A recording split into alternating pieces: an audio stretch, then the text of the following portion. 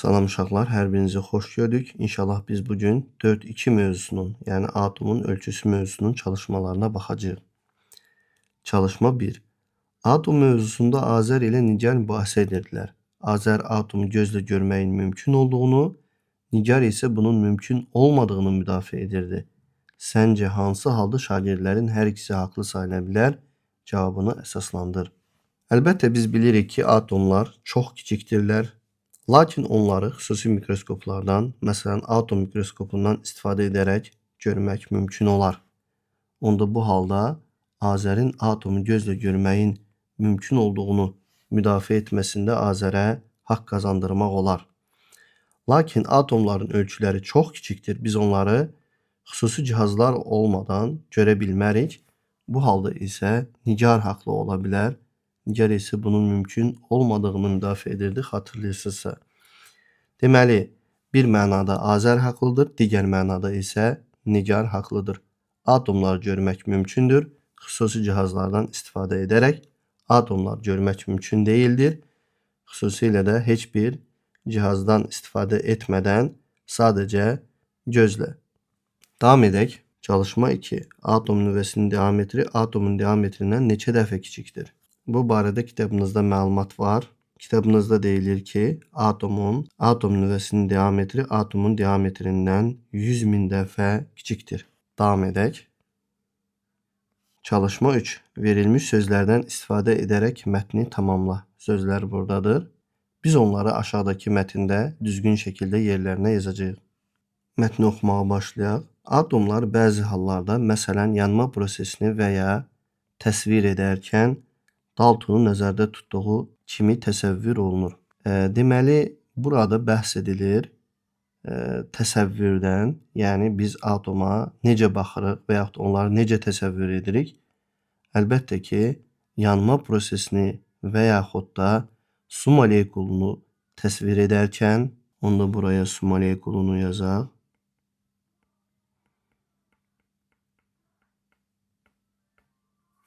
Daltonun nəzərdə tutduğu kimi təsəvvür olunur. Necə təsəvvür olunur? Kürə kimi təsəvvür olunur. O zaman bu kürə sözünü bu boşluğa yazarıq. Kürə. Davam edək. Bəzi hallarda isə daxili quruluşu göstərilir. Nəyin daxili quruluşu göstərilir? Atomun. Burada bir söz yazılacaq. Ölçüsü dedikdə onun, buraya da bir söz yazılır. Yəni nüvədən ən uzaqdakı elektron orbitin diametri nəzərdə tutulur. Əlbəttə ki, atomun ölçüsündən bəhs edilə bilər. Onda buraya da atomun yazaq. Atomun ölçüsü dedikdə onda alınır. Atomun ölçüsü dedikdə onun diametri. Buraya da diametr sözünü yazarıq.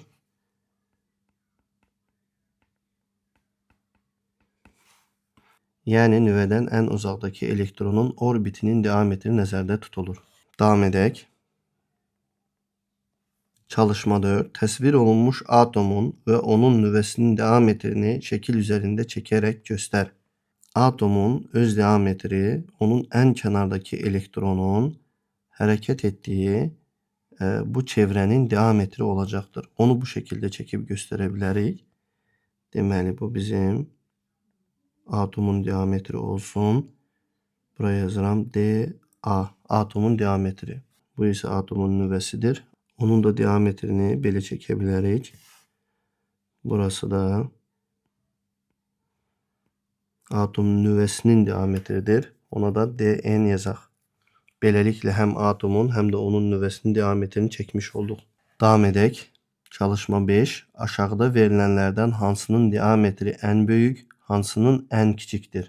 Dərslikdəki məlumatlardan istifadə edərək ən böyük diametrin ən kiçiyə nisbətini hesablayın. Gəlin əvvəlcə baxaq görək bizə nə verilib, onlarla tanış olaq. Portağal verilib, nöqtə işarəsi verilib, hidrogen atomu verilib, qırmızı qan hüceyrəsi verilib. Əlbəttə ki, burada bəhs edilənlərdən ən kiçik olanı hidrogen atomudur. Onda buraya 1 yazaq. Bu ən kiçikdir. Kiçikdən böyüyə doğru rəqəmlər ilə işarələyək. Əlbəttə ki, portağalın ölçüləri kifayət qədər böyükdür. Onu ən sona saxlayaq. Qırmızı qan hüceyrəsi də gözlə görülməz, nöqtə işarəsi isə görülür. o zaman ikinci yerdə qırmızı qan hüceyrəsi gələcəkdir.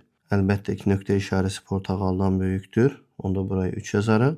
Bunların içərisində ən böyük olan isə portağaldır. Deməli, portağal oldu ən böyük. Hidrogen atomu isə bunların arasında ən kiçiyi oldu. Deməli, bizdən tələb olunur ki, dərslikdəki məlumatlardan istifadə edərək ən böyük diametrin ən kiçiyə nisbətini hesabla. Aşağıdakılardan ən böyük diametr portağaldadır. Onun diametri kitabda təxminən 10 santimetr olaraq göstərilir. Hansı ki, bu da 0,1 metrə bərabərdir. Hidrogen atomunun diametri isə 0,1 nanometrdir. Bu bərabərdir. Bilirik ki, nano milyardda birdir. Buradakı 0,1 də nəzərə alsaq, onda 0,0-dan sonra 10 rəqəmi gəlməlidir. 9 dənə 0, axırda da bir dənə 1 yazarıq. 1, 2, 3, 4, 5, 6, 7, 8, 9, 1. Bu qədər metr. Bəs bunların nisbəti nəyə bərabər edər? 0,1-i 10 milyardda 1-ə bölürük. Bu isə 1 milyarda bərabər olar.